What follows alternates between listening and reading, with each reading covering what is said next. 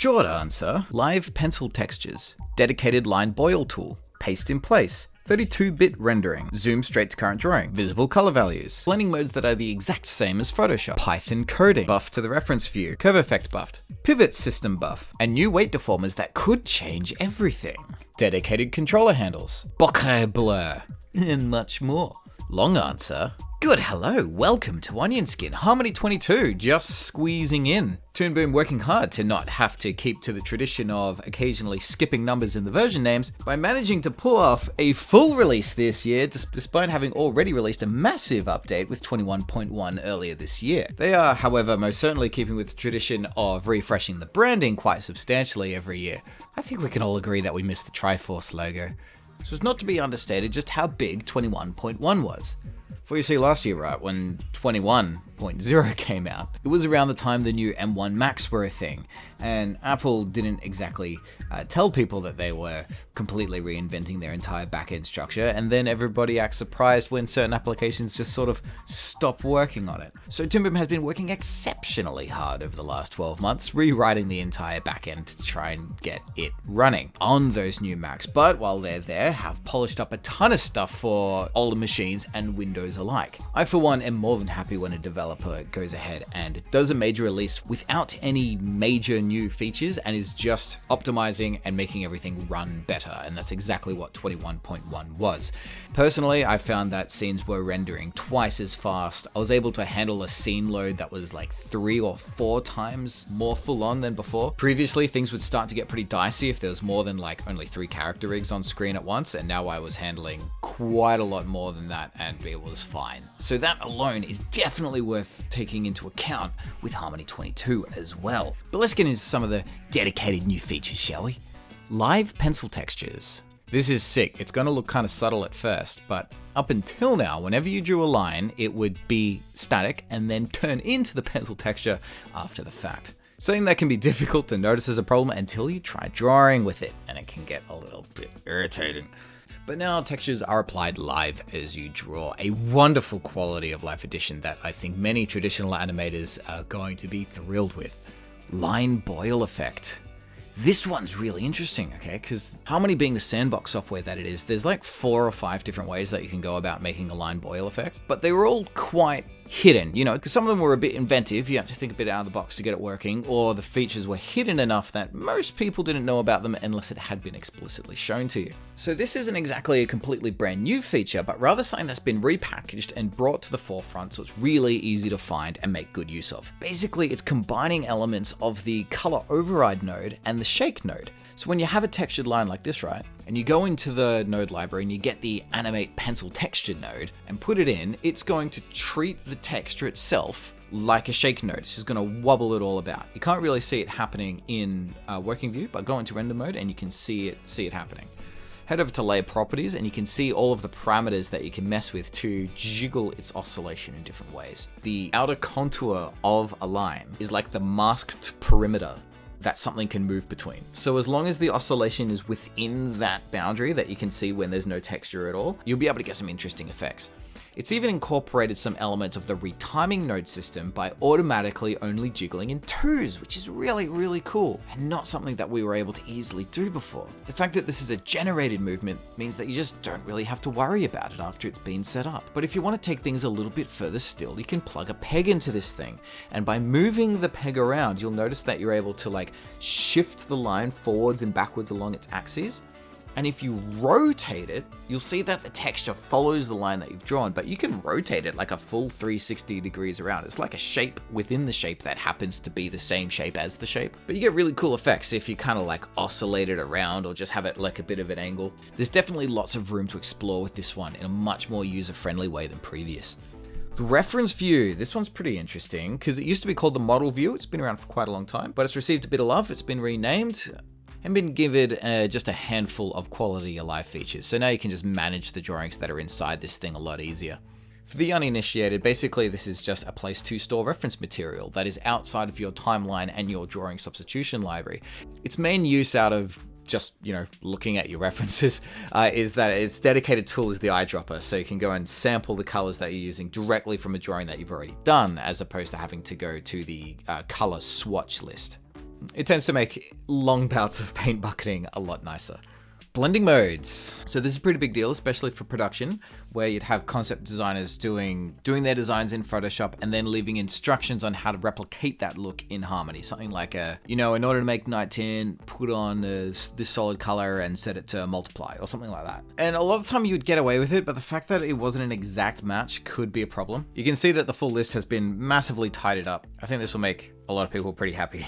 Zoom in on drawing. This one's pretty cool. A simple little shortcut that's been added. Shift F, it'll just center in on whatever the selected drawing is. I can foresee this entering my daily routine quite easily. Color values. A nice simple one. When in render mode, you can see here I've got red, green, and blue, and that'll give you a live preview of whatever you are scrolling over. It does so more as a percentage as well, so you can see on this base tone of the body, the red is 1.0, which in the color picker is maxed out. So a bit of a different way of seeing your color opposed to a hex code. Paste in place. Paste in place is a pretty nice one. Harkening all the way back to my Flash days, simple Control C and then Control Shift V will paste the vectors exactly where they lay before. So you don't have to do that whole song and dance with the whole shift up, shift left to get it back to where it was. It's actually kind of nostalgic being able to do this again for the first time in 10 years. Pivot buff. This is a really interesting one. So you got to turn it on in preferences, edit preferences under the advanced tab. You got use a donut style pivot in the transform tool. And another one here says allow temporary pivot dragged in the camera view. This one is already left on. Basically, this option is the way it has always been, but you have the option of turning it off now. So now when you go to your transform tool, you'll notice my pivot here is a ring, meaning that if there happens to be a control point directly underneath, which can happen a lot of the time if you're drawing directly from the center, like this, for example, I can now still reach that little point in the middle, whereas, sometimes you have to move the pivot out of the way and it was all a big hassle. Now, along with that, there's been a few other features added to the pivot. One, it has memory. If I click off and then come back, it'll remember where it once was. Whereas previously, it would always reset back to where it was, the temporary pivot. Now, it hasn't been permanently shifted. As we know, the original ghost is still back there. So, our rotate tool and position tool are still the key way of moving the actual pivot. Let's not forget that. And you can see that my temporary pivot is moved in relation to where the true pivot is.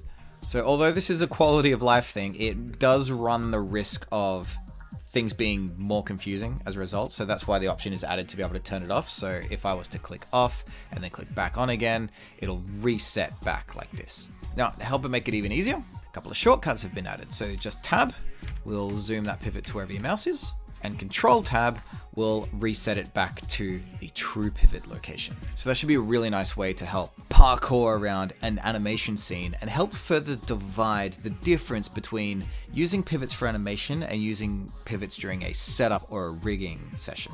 Python. I don't know much about Python. I'd like to. So I'm sure this will be pretty exciting to some of you. But if you happen to be a Python person, you can now get stuck in there making some custom tools and things. So this has the potential of being an incredibly powerful thing and a great asset to our whole community. The OGL Controller. For quite a while now, riggers have had this method, right, of being able to create custom handles and control points for their characters. These are just easy ways for their animators to be able to grab components of a character, and they automatically hide themselves in render view. It's become such common practice now that Toon has decided to integrate it as more of an official feature rather than it being more handmade with the drawing layer. So you'll notice now in the node view, there's a new section called Controller, and it's only got one node in it so far. So I wonder if that's a little bit telling. So you'll see it in a pretty simple context, but all you got to do is parent it to the peg that you want the controller to move.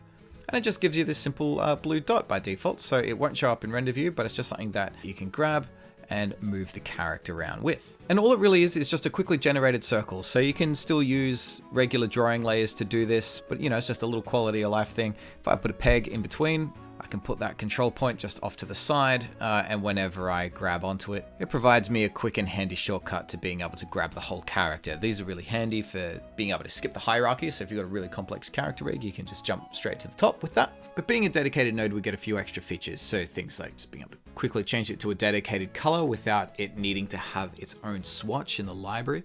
They can be easily labeled and decorated, and you get a number of options to the shape as well. Circle, square, diamond, triangle, and donut. So just like the new pivot, you can have a type that you can sort of reach within.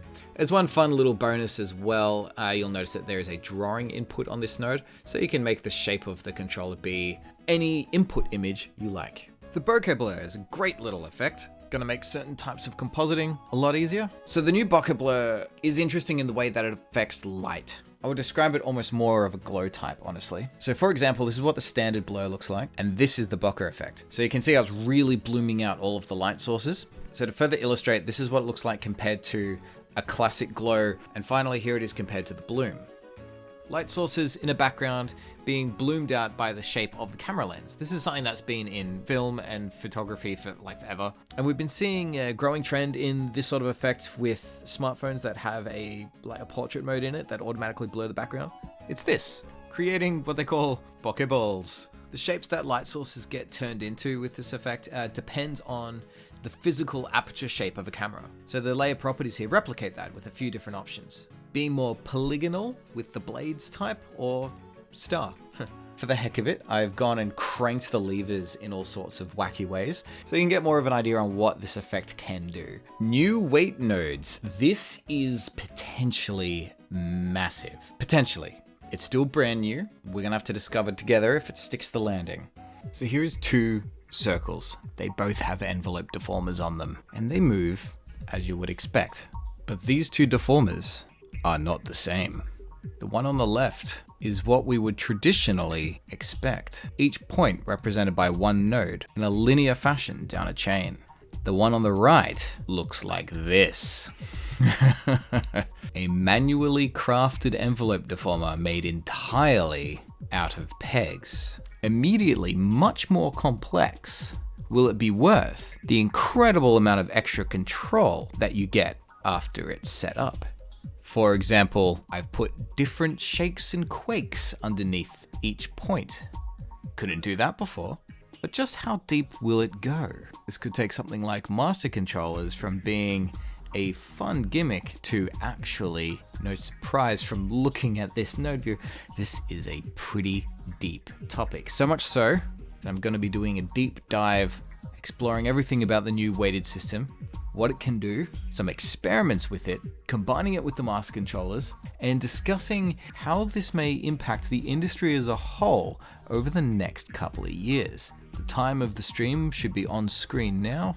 Make sure you subscribe to make a note of it, and let's see just how deep this rabbit hole goes. I hope to see you then, but in the meantime, if you want to learn more about how I managed just to get to this point, because I had to figure it out on my own, exclusively on my Patreon, there are a couple of exclusive videos of my first reactions to Harmony 22. Opening it for the very first time and exploring these features and just trying to figure out how on earth does all of this plug together. If you're interested in witnessing that wacky journey, links to all that is in the description. Hope to see you for the stream. Bye bye.